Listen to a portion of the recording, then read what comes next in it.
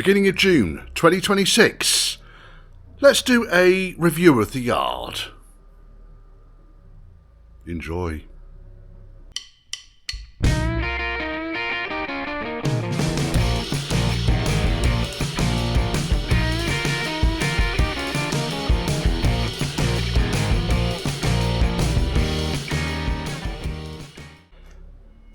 So inside the workshop, first and foremost, there may be some spoilers in this because you might not have seen these episodes yet. But Litchfield is here still, and it is going through some minor modifications, minor rectifications, I should say, to the body frame, and there will be detail all about this work in a dedicated channel to this particular vehicle.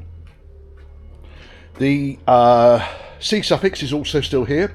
Panels are coming this week, which is good because I can get all those hung on, and then we can start thinking about getting this all painted on the outside, assembled, and then back to the owner. That's all looking great. I'm really pleased with the way this thing's coming together. I could do with one less major project in the workshop though, I'll be honest. Right, there's some big surprises outside though. So first and foremost, I bought that. It's my dad's old A suffix. I started trying to fix the swimming pool, and as you can see I've failed because I didn't quite go far enough with the gravel. But at least I can walk over here now in the swimming pool. So I need another bag of gravel. It did absolutely pour down last night. I will do a video on this. You've seen this on the channel already. Probably about 5 years ago or so, I did a paint job on this and some minor panel rectification at the back end. Yes, so Dad was looking to sell. I thought, well, do you know what, I quite fancy it. So yes, it's happened.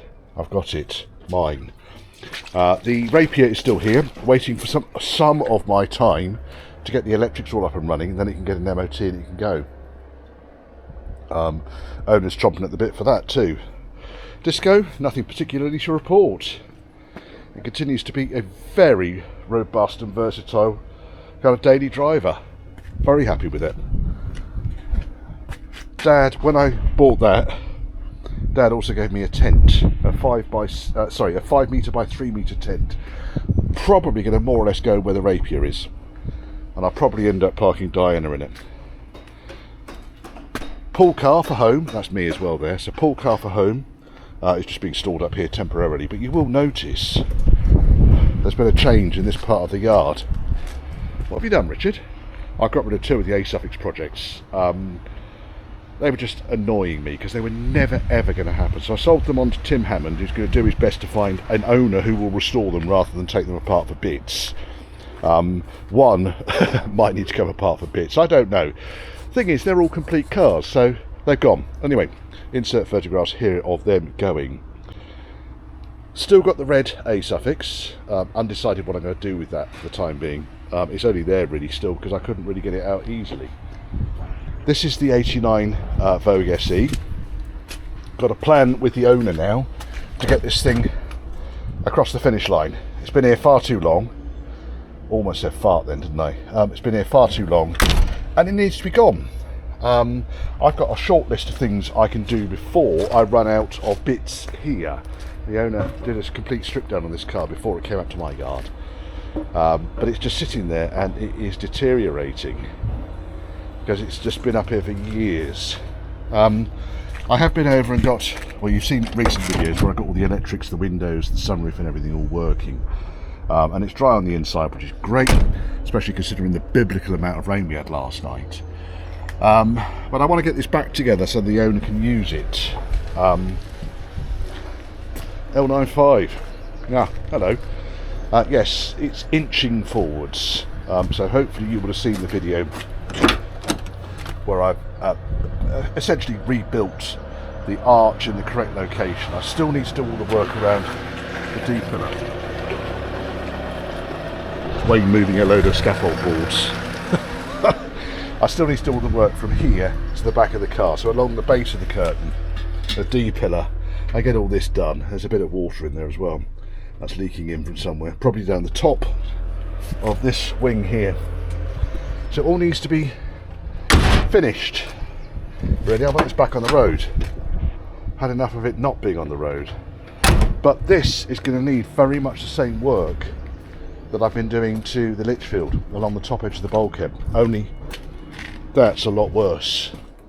So what happens, what's happened with L95 is this forward extension, which goes on the bulkhead in that sort of location, well, it's rotted down between it, and this one had two, but only in three very, very small locations, whereas mine is rotted all the way along here. So it's a dash out job in order to fix that.